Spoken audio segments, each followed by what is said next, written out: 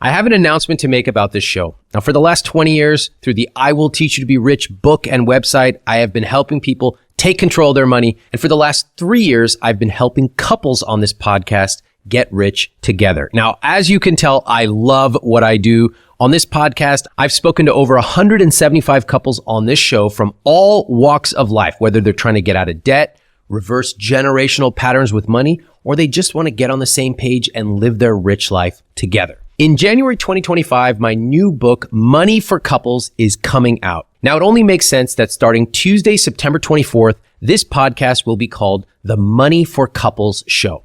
So please do me a favor. If you love this show, you want to keep hearing juicy stories about couples and money, please make sure you subscribe on Apple Podcasts, Spotify, YouTube, or wherever you watch this podcast. And thank you so much for listening and watching. I can't wait to show you more of what we've been working on. On today's episode, "We can't afford it" is a phrase that we need to add to our vocabulary. My first instinct is like, let's not worry about it. It'll all work out. Meet Forrest and Kathleen. We're richer than 99% of the world's population. We have such a good life, except They are drowning in credit card debt. We think everything is rosy. If one card were to tip, it could smack us in the face. We can't trust ourselves with credit cards. They're losing $5,000 per month. So at the end of the year, they're down $62,000. This is brutal. They're effectively broke. I make almost $300,000 a year. I should be able to go to a $150 a month gym membership. I'm feeling shitty that we have this much credit card debt. Kathleen is an avoider and Forrest is an optimizer. I like automating my spreadsheets and automating my finances. A lot of that I do pretty well. I wasn't really allowing myself to worry he's going to get the right job at the right time. It never occurs to the avoider that they're in trouble, and it never occurs to the person managing the money that they should somehow get help. It makes me feel like I do have control over it. What are we going to do if he loses his job? You have $2,000 in savings. If you lose your job, you have enough to get by for about 4 or 5 days.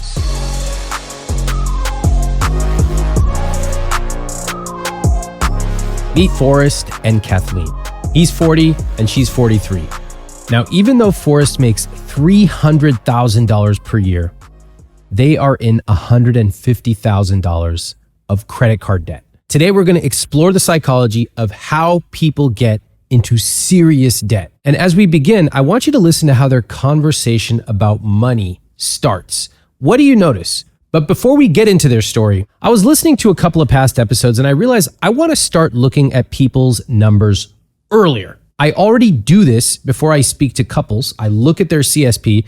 So I figured, why don't I just let you in on what I do? What is my process? So here is me reviewing Kathleen and Forrest's CSP before I meet them. Take a look, take a listen. What do you notice? Taking a look at the CSP from Forrest and Kathleen. Assets, $618,000. Investments, $168,000. Savings, $2,000. Already you can tell there's a huge disparity between investments and savings. That's a red flag. And then debt at 506, and they broke out their debt. They actually went above and beyond and calculated what we have been spending. Whoa. Dining out and drinks, $2,200 a month. Shopping, $1,859 per month.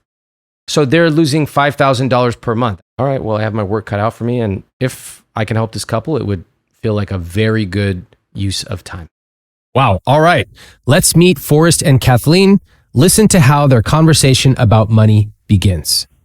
We had a couple of our finance dates, we call them, maybe like the week before, and they didn't maybe go as well as I had hoped they would. It was something that we have been trying to put on our calendar on a regular basis. And it was probably, I think it was like a Saturday or Sunday morning. The kids were watching TV playing, and we set up the laptop in the dining room and said, okay, let's really go through the numbers. Let's look at where we're at from a debt perspective, from a what our goals are perspective. And I wanted to put down, it was something that we hadn't done, like how much do we need to save for the next vacation that we want to go on? And so we sat down and we put some numbers to those things. And at the end of that whole conversation, it actually felt like it went really well. I felt really good that we were talking about things that we both wanted to do kind of realistically. I want to go to Napa. He wants to go on a ski trip. So let's put that in and think about how much money do we have to save each month? Because that's always a sore spot is I want to travel and he's not really ready to because we don't have the cash up front sometimes or ever really. And so I was like, great, we can plan for this. This looks really good. If we just follow this plan, I'm going to Napa, he's going skiing, life is good. Maybe like a couple of days later, after having like actually a good conversation around where we're at, because this is what I do, is I look at our spreadsheet too often and I realize that there was probably some things that we missed from our costs perspective. And so I think I approached Kathleen like the next day or a couple of days later. I can't remember exactly what she said, but it was like, what the I thought we were good. I felt defeated because I thought we finally got to a good point. And my reaction was, I was upset that here I was feeling good. And now it's 48 hours later. And it's like, oh, it's not things aren't as good as I thought. And that sucks. At the end of the day, we really don't have the money to do all the things that we want. And I'm not sure exactly how to go about changing that. And without a specific plan in mind, it feels overwhelming. It feels unattainable sometimes. And so like, why bother? No, but that's kind of my attitude is I'm not working full time right now. I will be in the next couple of years as the kids get older and we'll catch up, and it doesn't stress me out the way it stresses him out. So when I hear this kind of like, I always tell Forrest, you're so doomsday about it. And I get it. It's very stressful to him. He's the one looking at the numbers every day and I'm not. So I'm a little bit less connected and I have the attitude of, we'll catch up. It'll all work out. And does it work out?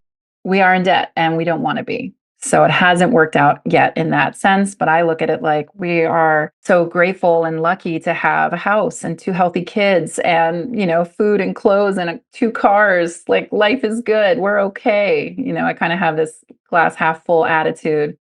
Okay, back to my question. What did you notice about their money conversation? I think the good news is that they had a money conversation at all.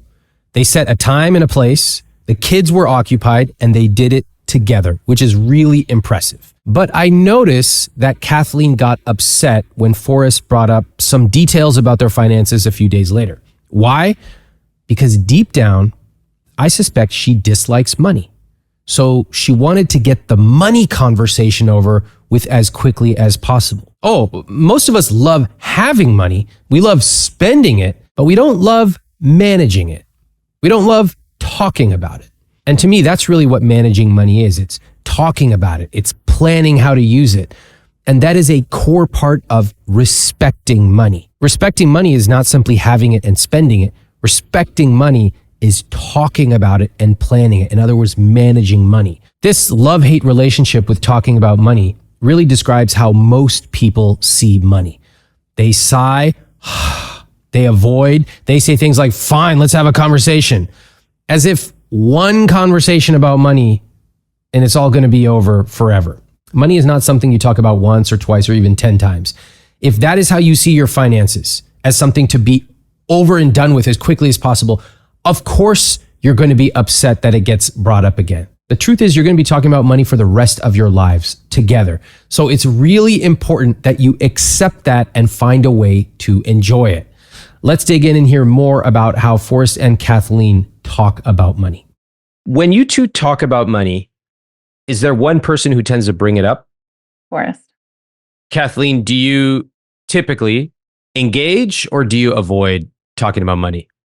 If it is something that we've planned, I will engage. But if it's kind of sprung on me, I tend to avoid. And even if it is planned, I'll admit I am like, okay, I got it. Looks good. So when I asked you, do you engage or avoid? You're like, well, if it's planned, I engage, but actually, even if it's planned, I avoid. So you avoid. I think I do. Why are you avoiding admitting you avoid right now? This is kind of weird, right? Yeah, not to be neurotic, but no, because I want to have these meetings and I want to be on the same page and I want us to reach all the goals that we have. And then I think I get uncomfortable in the moment with like all the bad news about it. Right. So we'll sit down and I'm like, okay, I see, I know. I always say, in order to live a rich life, we have to be honest with ourselves and honest with the people around us. Forrest, I heard Kathleen say she described herself as glass half full, and she admitted that she avoids generally speaking about money, but she said overall things are good. You have 2 children, 2 cars, a house, etc. She said we're okay, things are good. Do you agree with that assessment? Yeah, I totally do agree. I think we do have a great life, and I love everything that we do. I wish there was a way that we could do it and not always be behind the 8 ball from a financial perspective. Okay. I have to admit, I'm a little surprised by both of your answers, because on the very application that you yourself filled out, we ask on a scale of 1 to 10, how serious is this issue? You wrote 10. Not 9, not 8, 10. You wrote, Forrest, I am essentially the only income in our household, and I was laid off earlier this year. Luckily, they kept paying me for 3 months and I was able to get rehired. I'm afraid this could happen again, and everything, that's in all caps, would collapse on us. That is how I feel. So, from a personal and what we have perspective, our life is good. But I think we're living kind of on the edge, if you will. That situation with my job, I did get laid off, and it took, like, we were weeks away from, like, if my income stopped coming in, it would not be good from a financial perspective. We would pretty quickly lose everything. Lose the cars, lose the house, lose all the assets, all of it, within a matter of weeks. Probably, yeah. It would have to be all sold to just keep the lights on, you know? So what you're saying is quite serious. It's also quite at odds with the way that the two of you are describing your situation. Like, oh, it's good, glass half full. Yeah, I think that's accurate. We keep living this life where we think everything is rosy, but if one card were to tip, it could, the reality of it could smack us in the face. This is something I call the money minimization paradox. I'll speak to a couple who fills out an application saying things are incredibly bad. We can't go on like this. And then the minute I talk to them, they suddenly start minimizing it. Oh, it's not so bad. It's actually better in the last couple of weeks. I think we just need to get on the same page. It turns out that we would rather stick with a bad dynamic that we know rather than try to switch to something potentially better but unfamiliar. I cover this concept of the money minimization paradox in my new book, Money for Couples, along with exactly how to get on the same page with money in your relationship. You can pre-order it at iwt.com/money for couples. I'm so excited to be able to share this book that I've been working on for years with you. He's right. If that happens again and he doesn't, he loses his job, we would be up creek. So is it possible for both things to be true? Like our current reality, I don't feel terrible about, but it's a really scary reality because if he did lose his job, we don't have savings to fall back on. In fact, we have debt, and that is so stressful for him. And I feel bad that he takes on all that stress because he's the one that's checking the numbers every day. Why is it stressful for him and not you? You two are both married. You have 2 daughters. Why is that? That's a good question. I guess I just wasn't really allowing myself to imagine that reality, and which is probably naive of me. What are you hoping to get out of today's call? I think it would be helpful for me to learn specific strategies on how I can behaviorally be better about the finances. So how can we get prepared? How do we get from where we are now to where we want to be with 3 months savings or whatever the goal is, as painless as possible, and continue to, be able to live a life that we've been living. But I'm okay with making some sacrifices. It doesn't have to be, I'm not saying it has to be, I want to be realistic about it. What's that? I just heard a lot of circular talk. I want to have an emergency fund and I want to live a life that we've been living. What? You can't do that. No, I know. That's contradictory. I know we can't do that. Now, back to the show. When was the first time you had a serious conversation about money? Maybe not until we had kids. I think that's accurate. I think probably not even just when we had kids, really not until like maybe just the last couple of years. And what precipitated that first conversation? I don't know. I think probably me just realizing that I haven't been as good about like controlling the ship as I should have been and asking for some help maybe. That true? I don't know if I buy that. That's the first conversation you had about money, was you asking Kathleen for help? I can't remember if it was you that initiated or I'm assuming it was me, just maybe being stressed out about saying, hey, we don't have enough money to pay off the credit cards again and the balances are going up. I think we need to do something about this. That sounds more realistic. The idea that you basically both coasted by for several years in your marriage with money, and you only started to have more serious conversations about it. Serious meaning, hey, we really have to talk about this. This isn't like an offhand thing. Like, we need to sit down and discuss this. Only when the situation became pretty dire. I know we talked about goals and aspirations and dreams and the kind of life that we wanted to live, but we didn't sit and plan for how that was going to be, right? I feel like my attitude is just going with the flow, trusting the process, everything will be okay. Faith that it'll all work out. Yeah. You remember that phrase from your upbringing? It'll all work out, things work out, that kind of thing? Yeah. Yeah, I think so. Here's what I propose. I propose we look at your numbers first. What was it like to go through the process of doing the conscious spending plan together? It's something that we had tried to do previously. And I think doing it again together in the context of, hey, we're going to have to show somebody else this, like, let's make it accurate. I could hear myself in the conversation wanting things to be better than they are. That's very insightful. Okay. Let's take a look at the CSP, shall we? Okay. Let's see. Kathleen, can you read off the word in bold and then the full number next to it? Sure.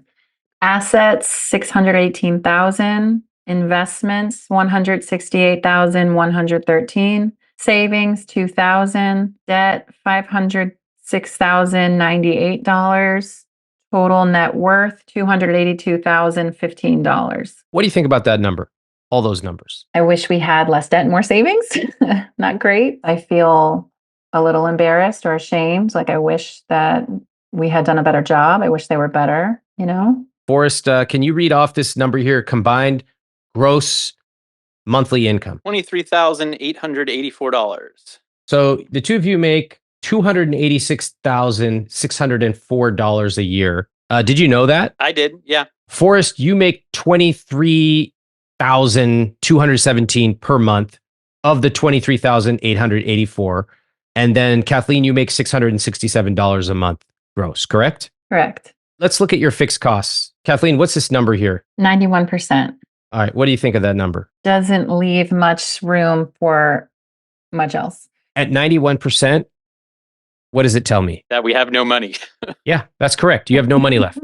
You're effectively broke. If 91% is going towards fixed costs alone, I don't even have to look down the rest of the CSP to know that you're not saving, you're not investing, you're probably still overspending on guilt-free spending, but you don't really have that much. And this right here, that one number, is the source of enormous stress to American households. Right there. So you did something that I really love. You created a little category at the bottom, what we have been spending. And I appreciate this. You actually broke it out for me. This is really helpful. So dining out and drinks, $2,200 a month. Shopping at Amazon, etc., $1,859 a month. So those total costs are $4,000 a month. What we actually have left is negative $5,200 a month, or negative $62,000 over the course of a year. Guys, you're broke. Yeah. So how do you reconcile seeing these numbers, Kathleen, with saying we're doing okay? Can't help but just feel like in my head, when I see that, it's this immediate defense mechanism of, but if I start making $80,000, $90,000 a year working full time in the next couple of years, we're going to be able to come out of this and we are going to be okay. True. Yep. What do you think the real problem is here? Before we hear his answer, I need a quick favor from you. If you are enjoying this show, please hit the subscribe button because it really helps my team and me. Yeah, I think spending money with the thought that we'll eventually have the money and not having it up front, but not actually doing what's necessary to be able to afford those things, living a lifestyle that we can't afford. To me, I think that we are both very similar in that I say we're both the take the trip kind of people. You know, you only live once. Let's live our lives to the fullest and enjoy it. And again, like this naivete of everything will work out. Forrest likes to ski and cycle, and I like to, go to yoga and travel. And I know those are bougie things, but I don't care that my house isn't as nice as my neighbor's house. But I know I do care about the adventure and the fun and that kind of lifestyle. Kathleen, that's what makes this so difficult, because the story you just told me, paraphrased, is it's not like I'm living some crazy millionaire life. My car has dents in it. Sure, I like to ski, but I'm a simple person. But you're not. Mm-hmm. The number that we did not talk about is one of the most important numbers on this CSP. It's this number right here. Under debt, you helpfully broke out the debt. Mortgage, $320K, fine. Home equity line of credit, $97,000. That raises some red flags. Mm-hmm. And finally, credit card debt. Read that number to me, Kathleen. $65K. $65,000 of credit card debt. How have we had this whole conversation so far? Like, oh, we're simple people. What's the $65,000 of credit card debt? A trip to Montana, yoga classes, eating out, skiing for the family. What do you think? Like, are you worried about $65K of credit card debt? It's scary to worry about this stuff. So maybe I don't let myself worry about it as much as I should. I don't believe what you just said. I don't believe that it's so scary that you simply don't allow yourself to think about it. I think that's a nice story, but I don't believe it for a second. I think there's no reason for you to worry about it. Your husband doesn't really involve you in the money. Every time he tries, you avoid it. Still go to yoga. Still have theoretically putting money aside for this trip to Napa. Why bother? Why worry? Mm-hmm. Life's going to be fine. It's been fine so far. Even when he lost his job, he figured it out, and family's good, and we still eat out and we have a nice time. Forrest, what is behind this $65,000 of credit card debt? I've been in the trap of doing balance transfers. This is also not the first time we've had that much or more credit card debt like that. We at least twice bailed ourselves out by cashing out money from 401k to pay off credit card debt because I couldn't transfer it around to be 0% interest anymore, which is also very embarrassing to say, but that's the reality. Why did you get into credit card debt multiple times? Spending money that we didn't have on things that we wanted to do and just saying, we'll worry about it later, right? That's why? Because we wanted to do the things more than we wanted to deal with the consequences. Do either of you ever say no to spending? I think the simple answer is no, you don't. If we want to fix these numbers, we can, but it will require you changing your entire worldview on money, on your relationship with it, and candidly on your relationship with each other. You want to do that? It's a lot of work. Yeah, I do. When we first started this conversation, I was like, hey, I feel like we have to make some sort of major life change for this to start working. I would love for us to get to a point where one day we can take the trips that we want and we can do the activities that we love to do and help our kids with their down payments on their house or whatever it is. I would love for that to happen one day, but I do know that something or many things have to give in order to get there. I believe you. I'll take you at your word. And I appreciate that, because if you're both open to making big changes now, I can work with that. We're going to talk about specifics in terms of making changes, that's when the rubber meets the road and we will see. Now, back to Forrest and Kathleen. Let's start at the beginning. I need to understand how you got into this situation. Because right now, you've made a lot of poor financial decisions. And I'm grateful, actually, that we get a chance to talk about it. I'm grateful.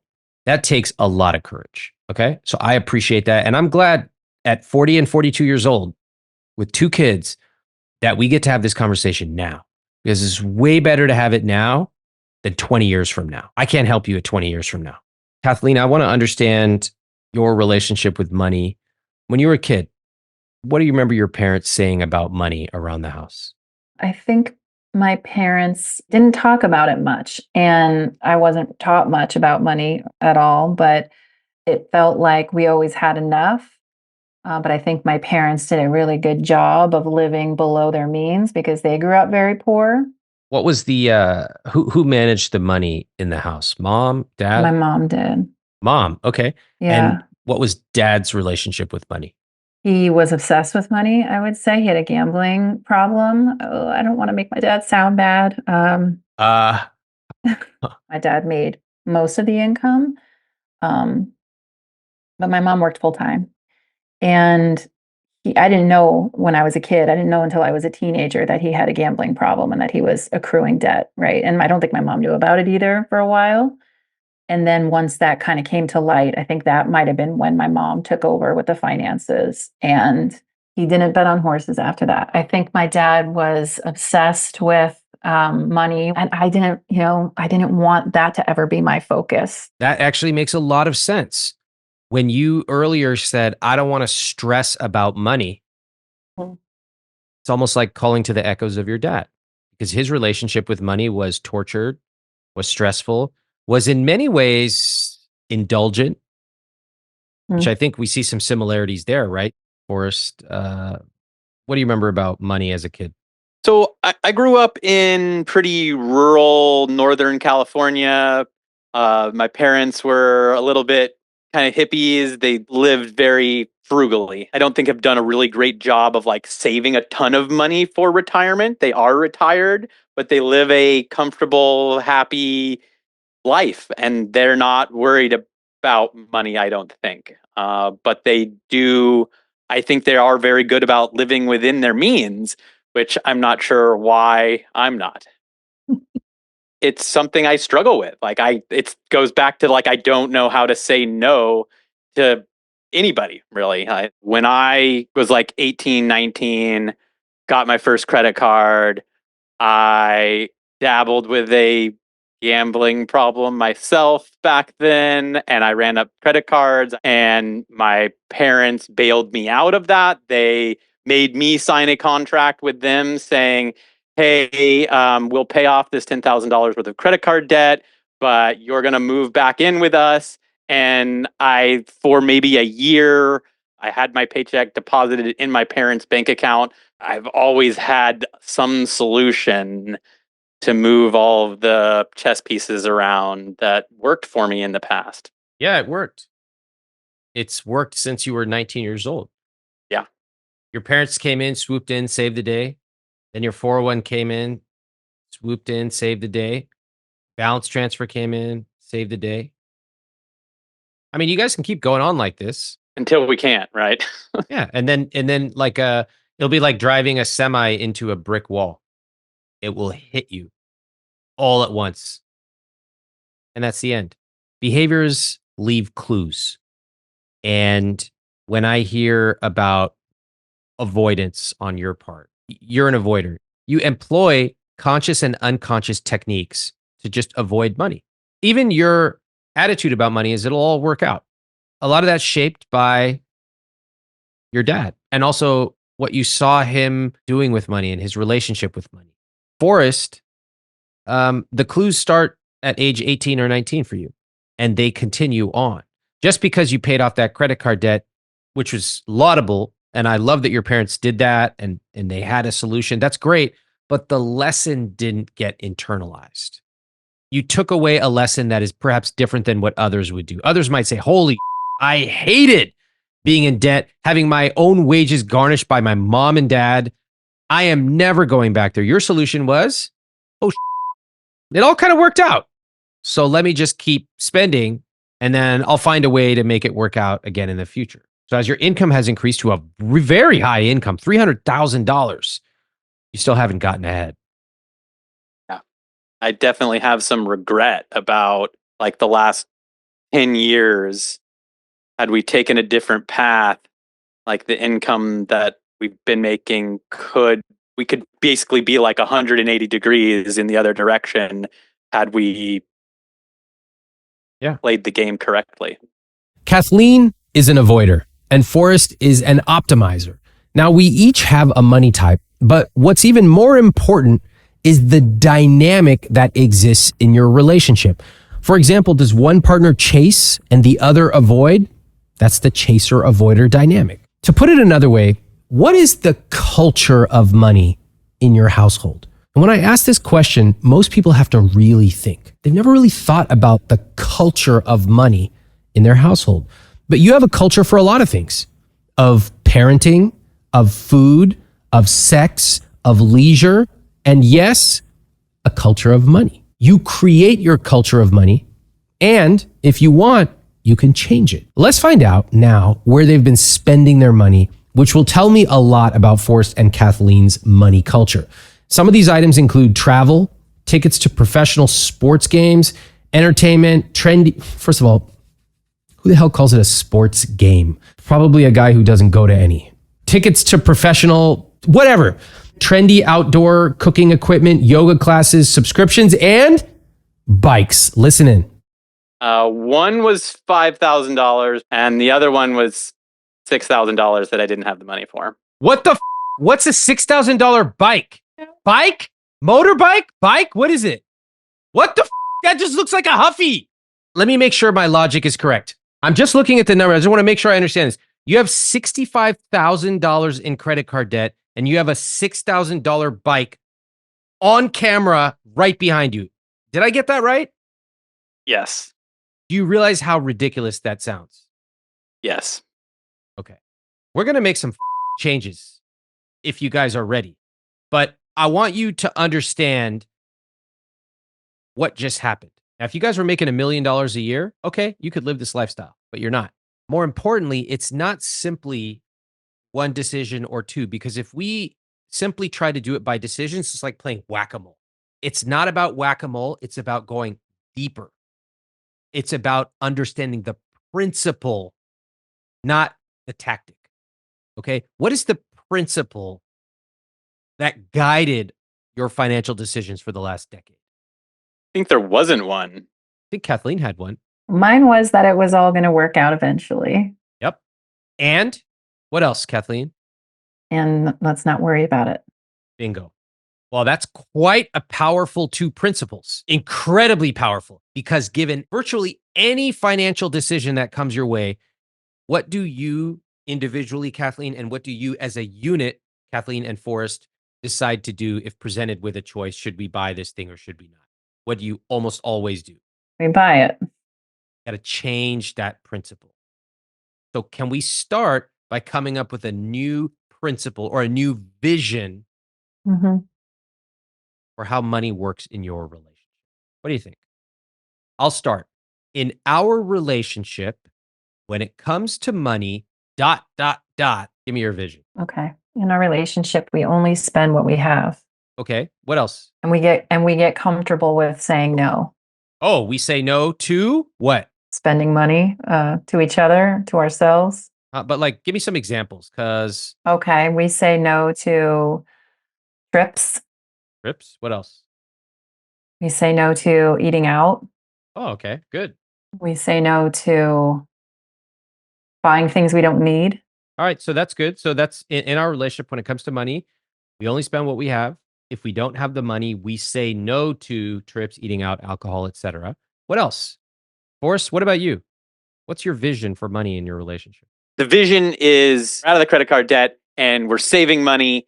And when we want to go on a trip, we were able to actually save the money to do it. So that in 2 years, when we have a trip that we know we're going on, we can go on that trip and feel great about it. Who's doing the money in the relationship right now? Worst. Forrest, you have all these spreadsheets and stuff, right? Yeah, What's the point of all that stuff? I don't know. Organized torture. You know why you do it? It's just a meaningless way of boosting your perceived control without actually increasing your control. Yeah, that makes sense. Yeah. It's like doing the dishes in the sink when your house is on fire. Well, I got to clean the dishes. It's like, no, what the no, you don't. Smash that dish and get the out. Your house is on fire. Yeah. That's the level of urgency we need to approach this situation with. Yeah. So the spreadsheets are not doing anything for you. If anything, they are distracting you from the fire that is burning. And if I were you, Forrest, I would say, as part of the vision in our relationship, when it comes to money, we are both equal partners. So are you interested in that? When we were talking about doing this with you, I said, like, I really want us to be able to do this together, as opposed to, yeah, what you said. Like, I have been kind of running the car into the ground, if you will. It's okay to just say, I need a partner in this. I can't do it alone anymore. Yeah, I think that's true. You want to say it to Kathleen? Kathleen, I need a financial partner, because doing it by myself has not worked. And I feel like I'm as much at fault for all of our overspending as anything, but I think I need help following the rules that we talked about. And I can't be the only one that follows the rules if I don't have somebody that is like signing the contract and saying these are our rules and we agree upon those rules, both doing the same thing together. I hear you, and that makes a lot of sense. And it's not fair that I'm avoiding. It's not fair that I'm putting it all on you to find the gimmicks to get us out of it, and let you kind of carry that emotional, stress. And it's not working. Yeah, this is awesome. I'm feeling good about this. Sounds like you're both feeling good about this. Any objections or reservations so far? I think just maybe one quick thing. I think He goes, one quick thing. We don't want to say no to trips, eating out, alcohol, gyms, extracurriculars. we have to be able to find a balance between having some sort of a existence other than just work and pay off debt. And I want to make sure that plan that we come up with, that we're both bought into, and Kathleen is bought into it as well. What do you think, Kathleen, about making a large commitment to changing our lifestyle and sticking to it? I think we can do it. I really feel like we've had this kind of reckoning, I'm getting my head out of the sand these last 4 months and seeing the reality that we're in. And I know we're capable of having the life that we want in the future. I know we are, and I envision it for ourselves, and I can commit to anything. And especially with you by my side, I'm in, baby. It's fine. We will, I will make the sacrifices needed to have the life that we want in the future. How are you going to be able to say no to the things that are really valuable in your life that you surely deserve, but we can't afford? This is why I wanted to do this and have this conversation, is to kind of make us both feel like we're connected to a goal that we can achieve. Mm-hmm. First of all, great job. Take the win. That was a very healthy conversation. I like that a lot. Okay, I want you to notice my process so far. I let them explain how they see their situation. We took a glance at their numbers.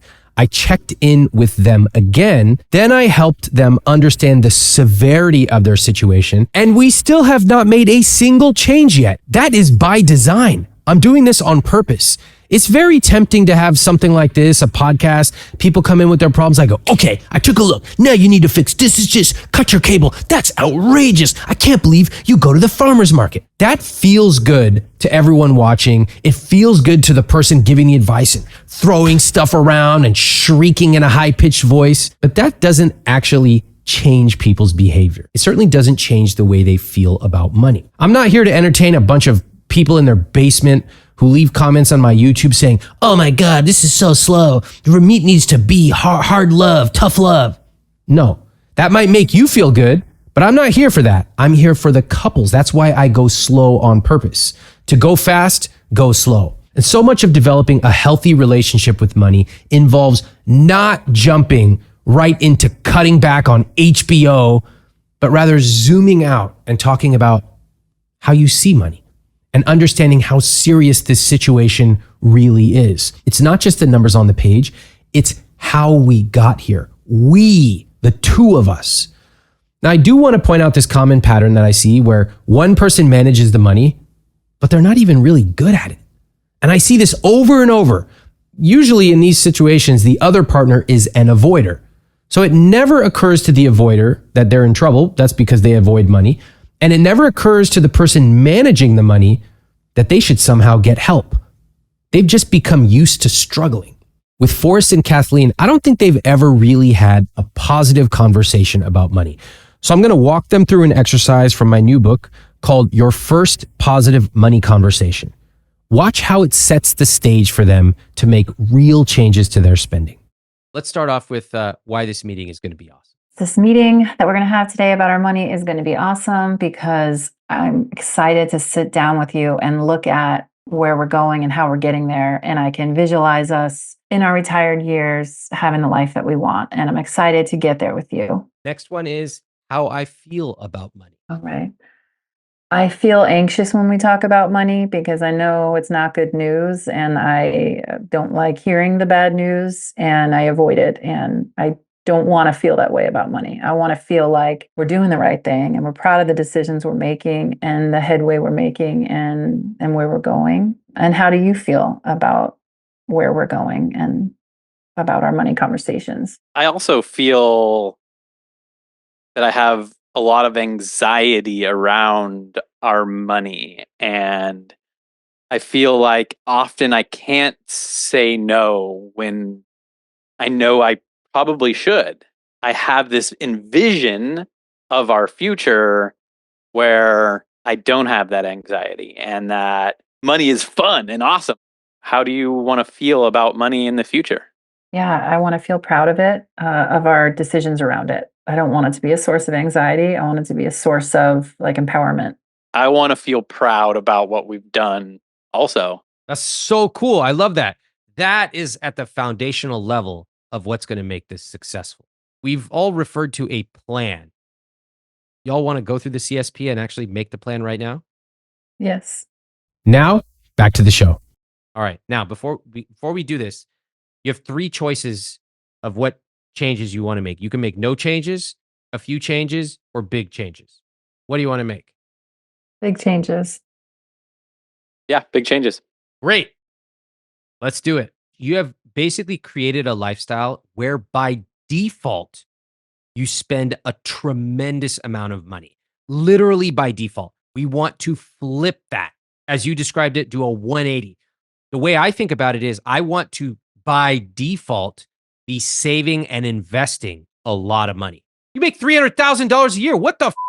You actually can save and invest, but first you need to pay this debt off. It's choking you. Well, if we look at your CSP, right now your fixed costs are at 91%. We need to bring this number down to 60%. How do you want to do it? Kathleen, do you think we can spend less on groceries? Yes, I do. I definitely think we can bring that number down. I feel like I could bring it down at least to 1,200, and with the goal of 1,000, we don't need to eat as bougie as we do. We can't. $1,200. All right, let's take a look. Watch the number at the top here. Currently 91%.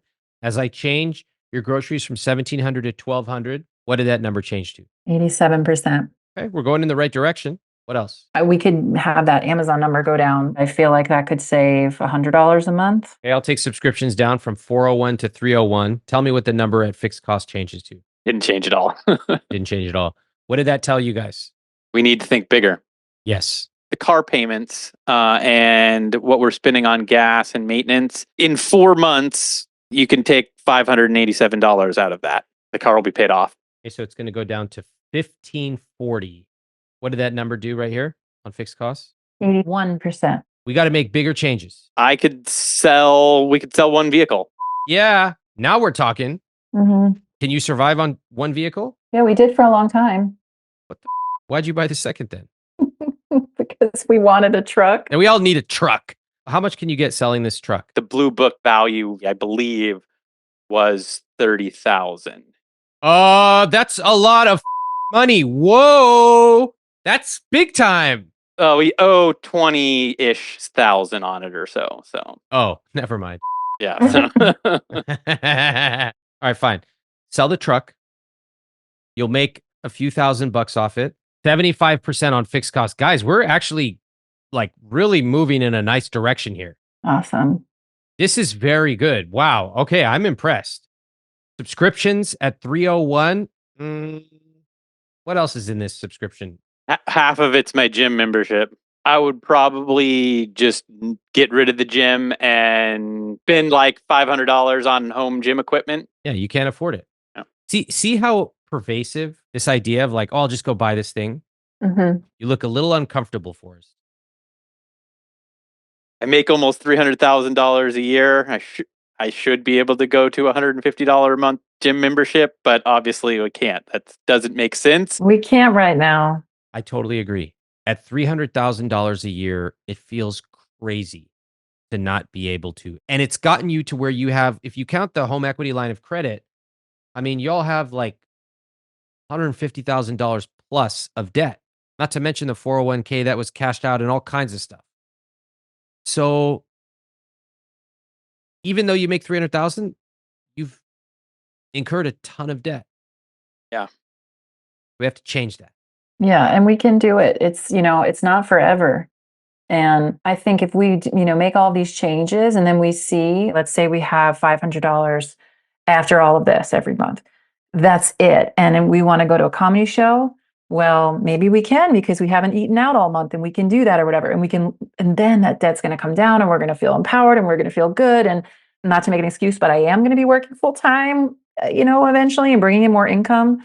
And then we can add back in the gym and add back in the things, but we just have to do it now. And both of us, Kathleen, you're like totally bought in here. Like, I love it. I'm pleasantly surprised. I think it's amazing. And what's interesting to me is that Forrest, you have been taking on the financial load, the mental and emotional load of money for a long time. But now I'm finding this dynamic is so interesting because Kathleen is totally bought in. She's now encouraging you and you are resisting. Why do you think that is? Kathleen, I think I'm being a little resistant because I'm worried that you're saying that we're going to do these things, but then fall back into old habits. And that's giving me anxiety, I think. I hear you. And of course, that's something we have to be really careful of and hold ourselves accountable and hold each other accountable. If we can't make these decisions now, we're definitely not going to be able to hold ourselves to them. Thank you for saying that. I'm sorry I'm having anxiety around it. I love that you're saying what you're saying. Thanks. Me too. All right, so let's get excited about just a slightly different plan. Yeah. Mm-hmm. The vacations. Using your new vision, what do you think about these vacations? In 2025, Kathleen has been planning a trip to go to Napa for one of her best friend's 40th birthday. Kathleen, can you say no to going on the trip? That's going to be hard for me. But I mean, if I have to, I have to, because I feel like, we said we're not going to spend money we don't have. And that is hard for me because to me, it's not about me going and having a great time. It's me disappointing a friend. If we're looking at the numbers, what is the answer? No. It's me. From now on, I have one religion, and that religion is my rich life vision. And that religion guides me on my decisions. Okay, at least this version of the rich life vision. That will change over time. Once you're debt free, you're going to change it. Of course.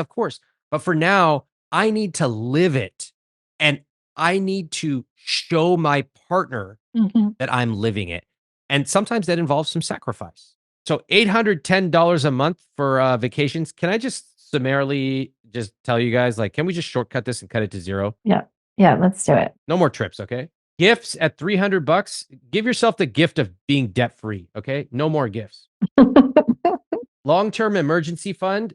Yeah, we're going to increase that because right now it terrifies me that you have one income, virtually no savings, and you have two kids. That is a very risky place to be. It's like way, way, way too risky. So what I did was I put your emergency fund at $3,000 a month. Okay. In 6 months, you're going to have $20,000 in your savings account. Really good. Okay, now looking at your guilt-free spending, you have 15%, which of a large number is $2,144.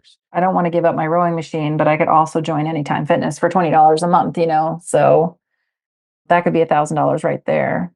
I could sell both of my bicycles. Let's say conservatively, I could get $6,000 total for selling both of them. I would want to probably buy another like $1,200 to $1,500 bike to replace them. Sorry, not when you have $150,000 of high interest debt. No way. Guys, come on.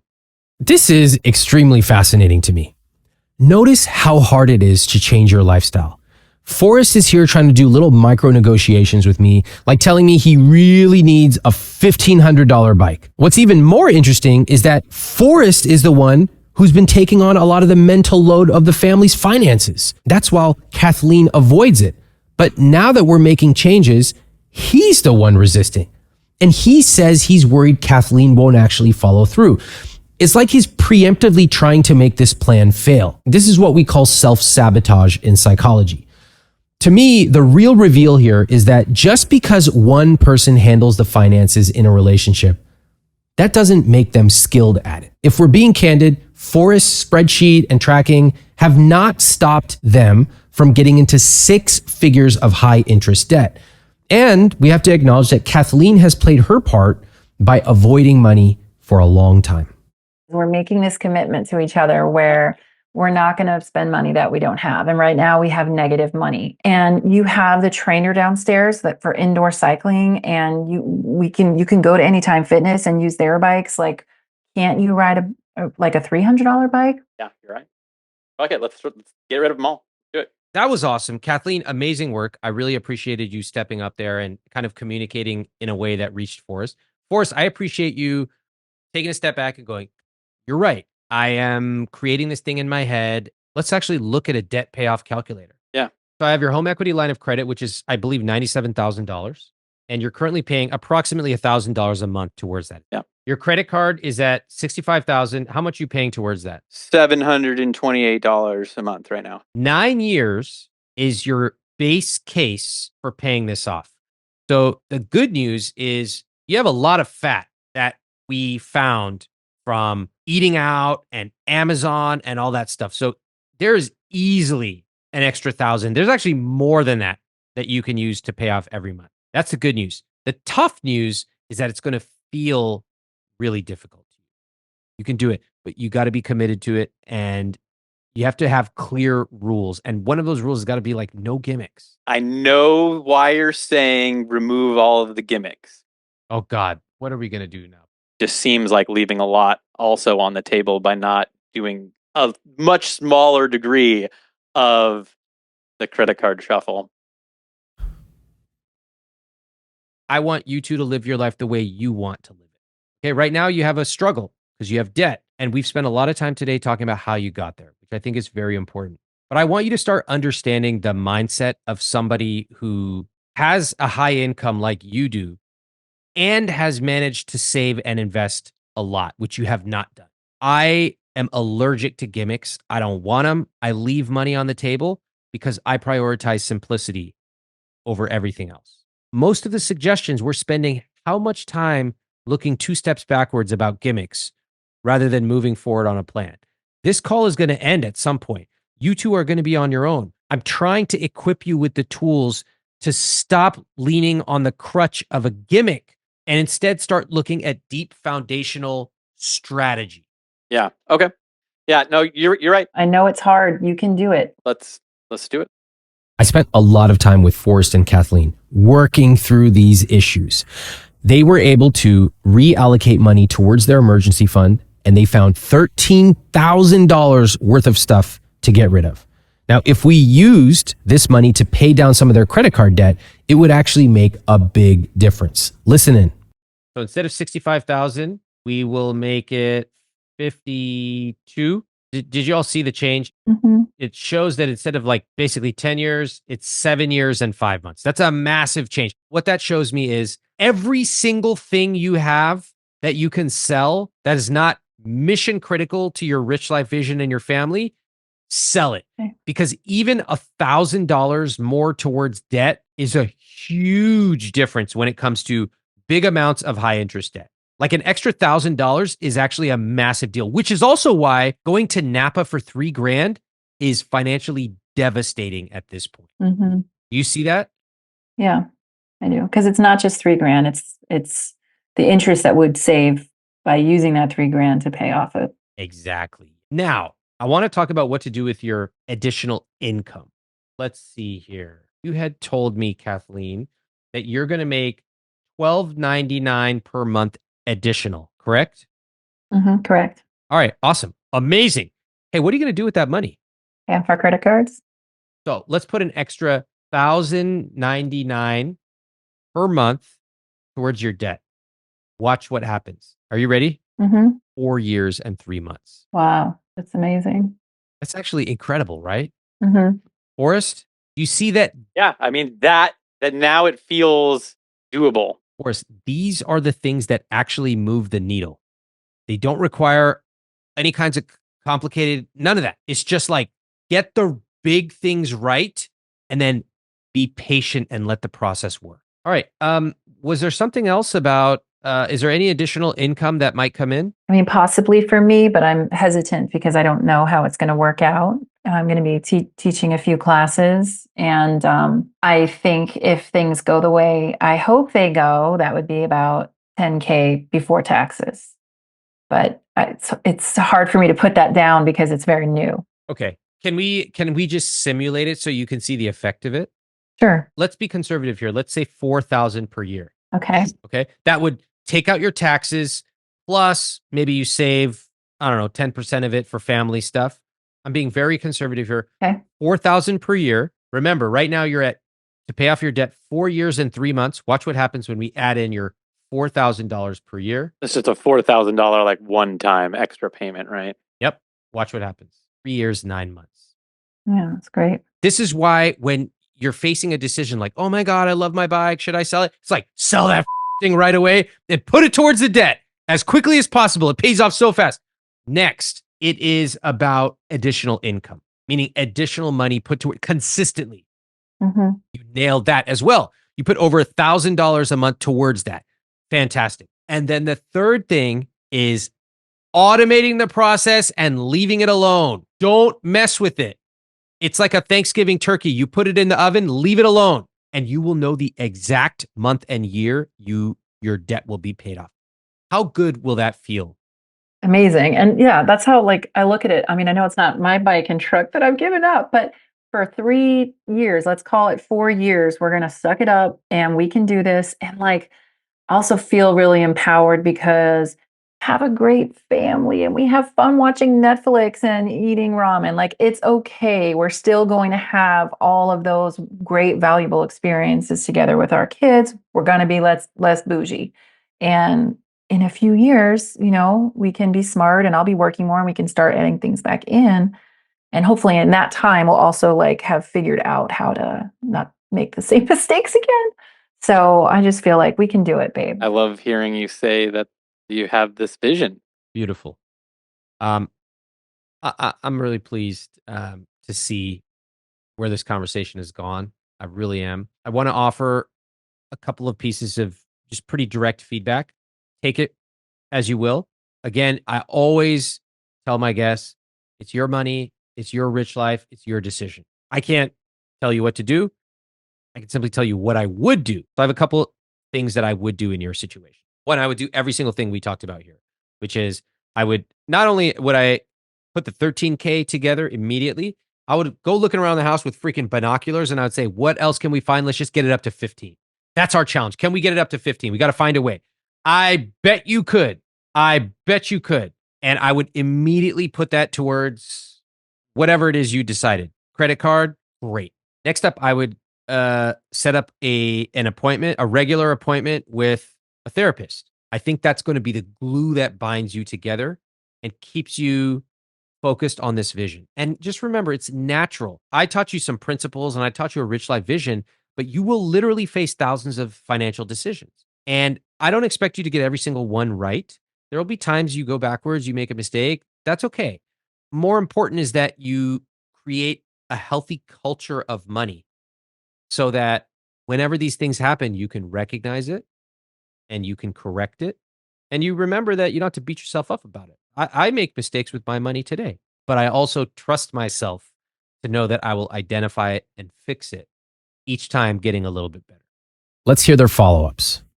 What I learned from this experience was just how far up creek we actually are. I think I had trouble really seeing that and accepting that previously. And more importantly, what I learned is what we can do about it. And now I feel empowered to tackle that debt and start actually saving some money and reaching our future financial goals together. And now, Forrest's follow-up. Hi, Ramit. Thank you again so much for your time. What did I learn from this experience? Well, I learned that actually the challenge of making large changes in our life to fix some of our financial problems was more of a challenge than I thought it was going to be. I was more resistant to it than I thought I was going to be. I think it scared me, but we are going to make some large changes. We've already put some plans together. We started looking at what we could sell the truck for. I started figuring out what my bikes are worth and how we could sell those. Kathleen is really motivating me, and she's that partner that I need. It's sort of the fire that we needed lit under our to build a financial future that we're proud of and build our rich life together. I'm more excited than ever for the future, and I think we can do it. Thank you very much. Honestly, these updates are disappointing. I was looking for specific details from Forrest and Kathleen, especially after I spent a ton of time working with them line by line. The fact is, time is their enemy right now. And what they really need to do is attack their debt with overwhelming force. So my team and I went back to them and we asked them for another update weeks later so we can hear what, if anything, they have actually done. Let's listen to an update that came several weeks later. Hi, Ramit. Kathleen here. Just wanted to give you an update a few weeks after our call on how things have been going with Forrest and I. Things have been going really well. I think we have been helping each other get more comfortable with saying no to things, saying no to each other, and we're able to do that with the knowledge that we are working towards a future that we both want, where we're both in charge of our financial freedom.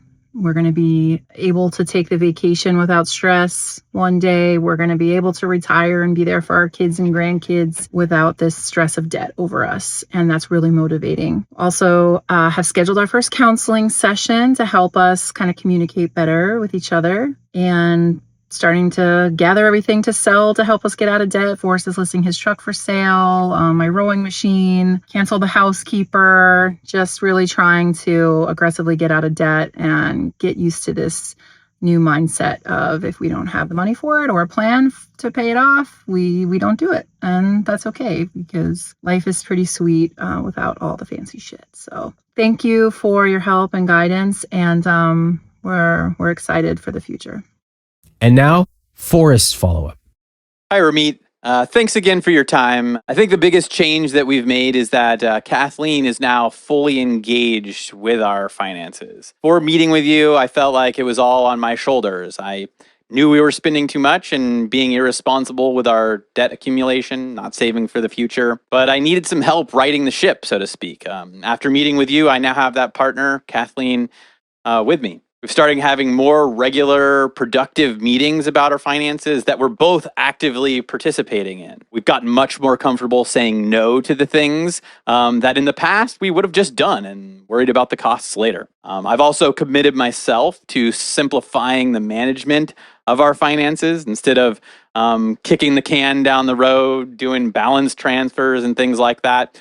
We now have a pretty solid plan to just pay it off aggressively. With my job, I get paid large stock-based payouts about every 6 months or every 6 months. Over the course of about the next year, we'll be able to take those two payouts from my stock-based income, put it directly towards funding at least a 3-month emergency fund, and paying off at least 2 of our high balance credit cards. I think that's a pretty solid plan.